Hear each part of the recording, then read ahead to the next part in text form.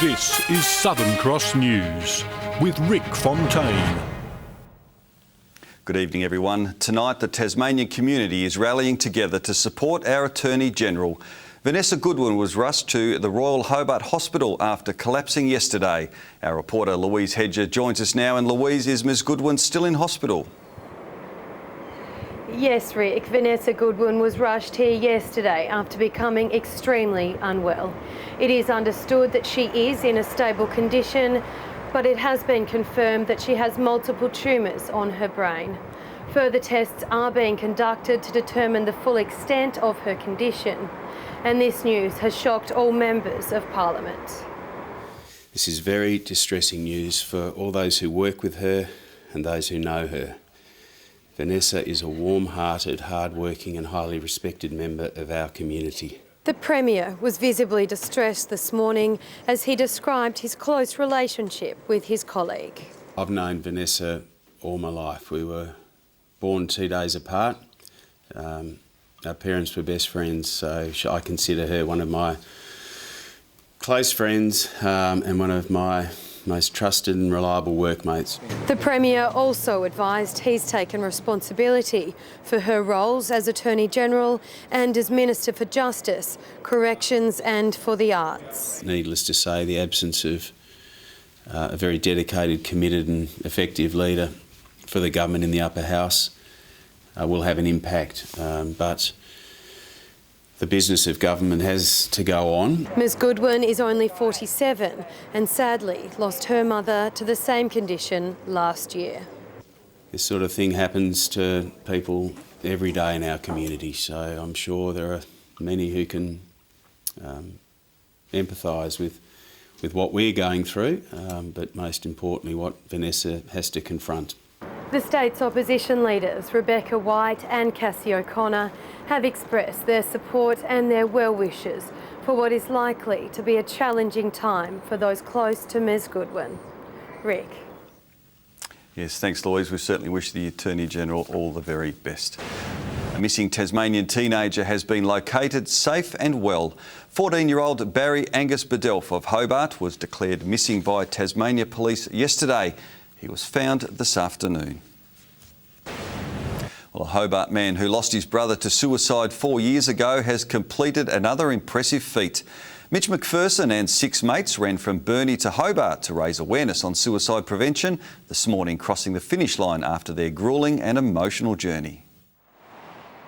It's taken tragedy to achieve triumph, and after 360 kilometres, these mates have accomplished it. You know, we had a lot of laughs and a lot of downtimes and a lot of sad moments as well. You know, we quite often stop and remember why we're doing it, and you know, everyone gets a bit teary along the way. Mitch McPherson tragically lost his younger brother to suicide in 2013. He then founded the suicide prevention charity Speak Up, Stay Chatty. He says the support of loved ones is what's kept him going, a message he's working hard to share. If you're the one battling, you know that there's someone out there that'll have a chat with you. We encourage everyone just to listen. You know, if someone comes up to you struggling, don't ever be afraid to just sit there and listen with them. The old footy friends crossed the line this morning after running north to south, a trek to raise awareness and over $25,000. It's a great feeling, obviously, to get the kilometres out, but we know that there's a bigger picture and bigger cause at stake. Speak Up, Stay Chatty can be accessed online. Louise Hedger, Southern Cross News. Well, they performed some of the riskiest stunts in the world, and today 8,500 people witnessed the stars of Nitro Circus firsthand. Rain almost postponed the show, but luckily it held off.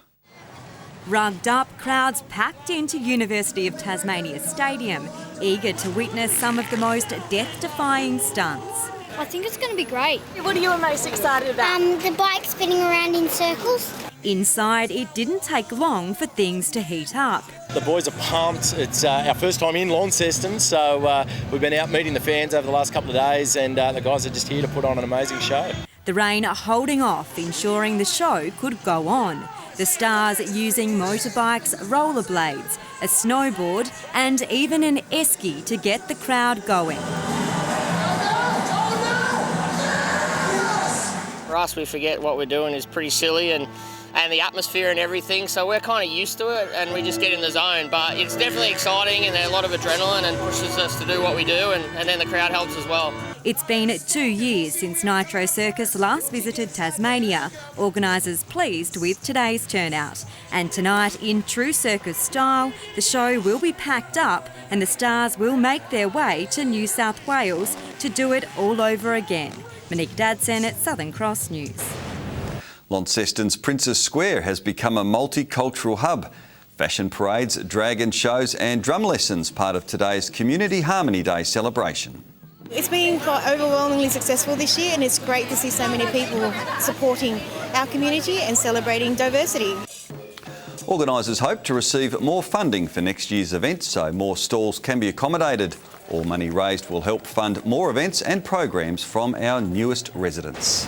Cancer survivors and those battling the disease have united in Hobart for the 16th annual Relay for Life. The Cancer Council Tasmania's largest fundraiser aims to raise $250,000 for research and prevention. More than 3,000 Tasmanians are diagnosed with cancer every year. Relay for Life is a chance for survivors, their families and those battling the disease to fight back. The overnight fundraiser aiming to raise money and awareness. Everybody has a story, and as unfortunate that is, it's our job to put this event together. Hundreds of cancer survivors and carers participated in the opening lap to celebrate and pass on a message of hope. I'm in a wheelchair now, but I've got multiple myeloma, which means my bones have deteriorated and I can no longer walk, but I've got a lot of support all around me. Your world sort of caves in a little bit and you look at all the negatives, and it takes a while for your mind to get around things and still think that you can do things. It's been hard and all that, but today's just a day of celebrating and being happy, celebrating with our loved ones because, you never know what could happen. The relay will continue until 10 a.m. tomorrow morning. Talia Higgins, Southern Cross News. The Northwest Thunder has lost its first match of the season, going down to Kilsyth by 11 points in Ulverston last night. The Thunder led for the first 3 quarters. Import Akeem Richmond hitting an impressive 3-pointer to give the team a 1-point lead heading into the final term.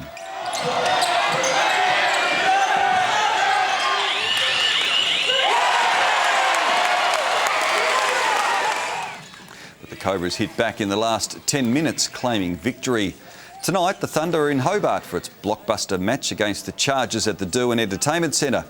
The Launceston Tornadoes and Lady Chargers match is already underway at the same venue. We'll bring you highlights from both games tomorrow night.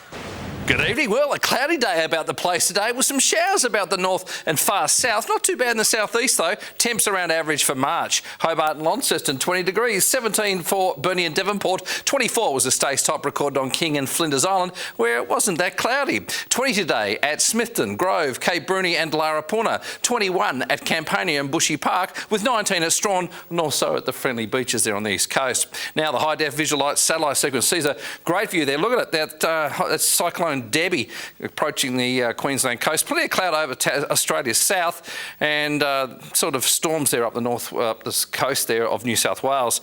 Close up sees plenty of cloud over Tasmania. Reasonably clear though through Bass Strait, especially there at King Island. We can see it appearing. Now tomorrow's chart shows a high to our east with a low and cold front south of Western Australia. Cyclone Debbie nearing the Queensland coast. And coastal waters, not too bad. Variable winds 5 to 15 knots over most waters with inshore sea breezes. Though reaching 25 knots late in the northwest. Swells though to 2 metres in the west and south. Quite a nice day in the south tomorrow. Hobart, partly cloudy 23. Richmond 25, Ooze a nice 27 degrees. Nice also in Launceston 25, Devonport 22, Deloraine 23 degrees. Partly cloudy in Burnie 22, possible shower in Strawn 23, Curry similar 23 degrees as well. A lovely day in the east, St Helens 23, Swansea sunny 23 and White Mark on Flinders 24 degrees. UV and very high across the state during sunny breaks.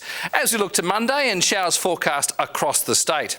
Showers in the west, otherwise fine weather for us there on Tuesday with showers extending for most on Wednesday. A warm one in Melbourne tomorrow, 28 degrees, even warmer in Adelaide, 37, and partly cloudy day up in Brisbane, 32 degrees.